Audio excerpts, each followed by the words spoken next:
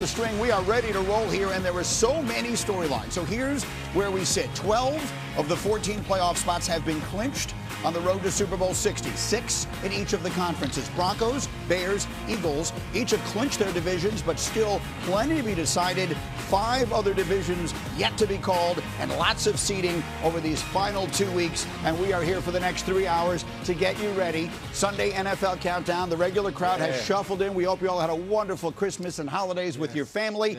And we were all treated to what amounted to a playoff game last night. The Ravens and the Packers at Lambeau Field with everything at stake for both teams, and backup quarterbacks on both sides, Tyler Huntley, Malik Willis, and then Randy, first drive, Derrick Henry. Man, all I thought about watching this game for 4 quarters is my old former Raider coach saying, dehydrate that man. And they did just that. Now, ensuing Packers drive, it's Willis. He's airing it out. It's Christian Watson, 39 yards, and the Packers have an answer. We're tied at 7. Teddy, more from the King. Derrick Henry, he was the forgotten man last week. He certainly wasn't forgotten last night. Get used to seeing this, people, because it was like this all game long. They couldn't stop the King. 14-7 Ravens. And then, Alex, the other way. How about Malik Willis? Greeny, this kid put on an absolute show. Gonna be a free agent at the end of the year. Some teams need to find this kid's phone number. Lambeau lead, Packers down 6. Ensuing Raven drive. Final minute of the half. Rex, Tyler Huntley taking off. Outstanding play design here. Quarterback draw. They get 2 guys on the middle linebacker, Brew. I don't think you could have made that tackle. 14 seconds left in the half. Derrick Henry, again, his 3rd score of the half. Ravens up 27-14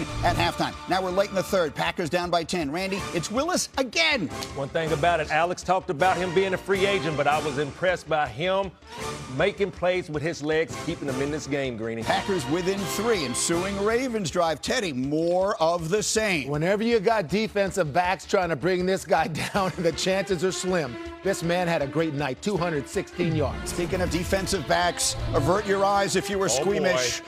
The wrong side of this one is owned by Carrington Valentine. Yeah. Get out the club! Get out!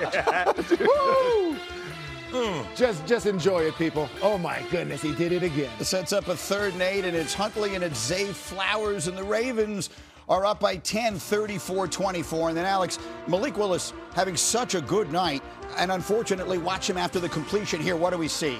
Yeah, this one was tough, Greeny. Listen, he got tackled on the play before. Obviously, he had a shoulder injury the week before. This was a big play in the game. Obviously, ended up having to leave and run into the locker room. And so they would have to change the tune to Clayton Tune, the 3rd-string quarterback in for Green Bay. Not sure this one is his fault. What do we say? Tips and overthrows. Gotta get those. I see you, Greeny. That's Marlon Humphrey with the interception. Matt LaFleur can't believe what he sees. And then let's put the finishing touch. Rex, how about a 4th touchdown on the night for Derrick Henry? Yeah, how about this? Not giving them the ball the last 12 minutes. So last week, they 36 rush attempts. That's the most in a game in his entire career. 216 yards, 4 touchdowns a week after the controversy where they didn't give him the ball late. Ravens get a win they need to keep them alive. So let's take a look at the scenario in the AFC North with that win. Baltimore is watching and praying today. Derrick Henry will say that literally. They need the Steelers to lose in Cleveland. If Pittsburgh wins, Steelers are the champs in the division. If the Browns win, Ravens-Steelers next week will be for the division title. John Harbaugh impressed with his running back's performance. It's one of the greatest performances I've ever seen. You know, I mean, it was hard, downhill running, but also a lot of make miss. I mean, he's making guys miss. He's taking it inside, taking it outside. Enjoy this one. Pray before we leave that, the good Lord just give us a chance. Wake up tomorrow in the morning, pray again before the game comes on. The good Lord give us a chance, and then let it all unfold, man. I'm trying to make it out of here so I can call Shador real quick and make sure he can get it done. So I'll probably just be, just watching it and get some rest. Older fans will understand the irony of the Ravens needing help from the Cleveland Browns. There's certainly something in all of that. But let's start little picture before we go big picture. There's an element of where has that been, right? Where has Derrick Henry been last weekend? So many other weeks that it seems he's been missing. Well, I can tell you, a coordinator that can stop. There's one coordinator I know that can stop Derrick Henry from being successful running the football. That's his own coordinator. That's the offensive coordinator, and that's what we saw last. How the heck did this man sit on the sideline for 12 minutes and change last week when you were up by 7? Give this guy the ball, and that was the thing I was most impressed with. Look, this defense for Green Bay is not a slouch. and they gave up 316 yards rushing, 200 and change to this man right here. But Derrick Henry, what? You got better players than anybody. Give him the ball. He's a first ballot Hall of Famer. Yeah, well, the mental toughness of Henry, because let's just encapsulate what it was also, and even the course of the year. This man has fumbled in critical situations. Yeah. So for him to come back this time and say, go ahead, put the entire team on my back and give me a career high of 36 carries, I think you said, Rex. It's like this is a true professional, one of the best running backs I've ever seen in terms of like, I got this, guys, give it to me. He took over. But he's really had the opportunity for him to like shoulder the load, right? They've had Lamar. You have this like amazing weapon and toy at quarterback, and for coordinator Todd Monken, it's hard not to use it all the time.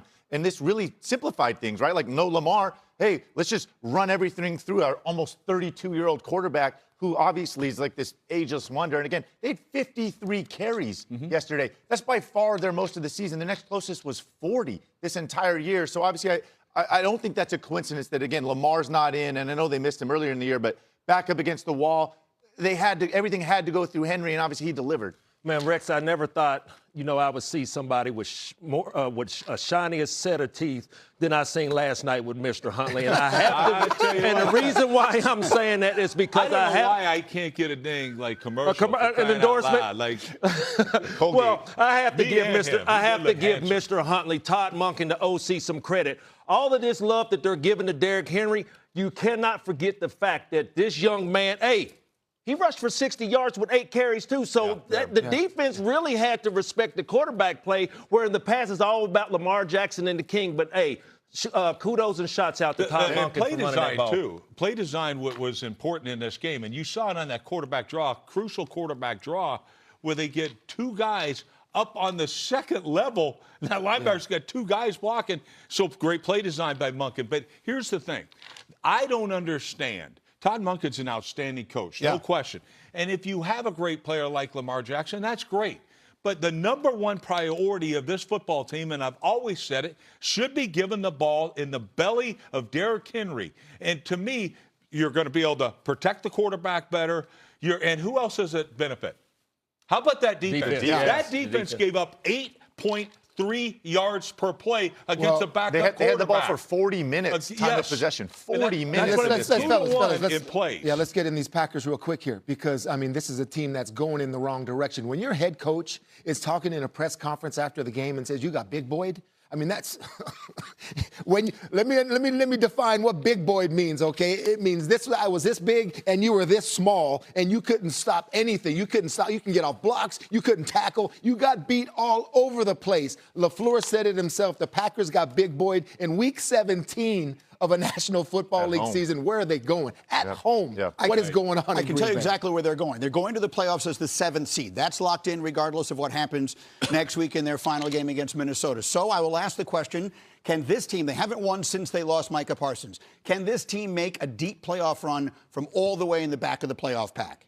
Not with the defense playing like that. Like Teddy's dead on, right? They're not going to win in January with that kind of defensive effort. I think they can rebound. I do think they have a chance. We've seen them go on the road before as a 7th seed, right, and blow out Dallas. Like I think they have the firepower offensively to stay with games. We can't have the 2 turnovers, and obviously you can't give up 300 yards rushing. But absolutely, I think they have the ability to go on the road and win a game. But this team is a top 10 defense, all right, going into it. Now they absolutely got bullied, to your point, bro. They got absolutely bullied. But I don't think there's other teams that are going to be as committed to running the football the way Baltimore was in that game. And how ironic, when Baltimore had to have it, what did they do? Run the football. It's just amazing. Last note on the Packers, obviously they're going to rest everybody next week. They'll get their bye. Hopefully get healthy. They're pretty beat up. But, I absolutely think they have a chance to look, they're playing last night, obviously, no Parsons, no Jordan Love with the concussion. They lose their backup quarterback along the way. They need to get healthy and then see what they can do as they go forward. So we had great action on Christmas. We had 2 games yesterday, and now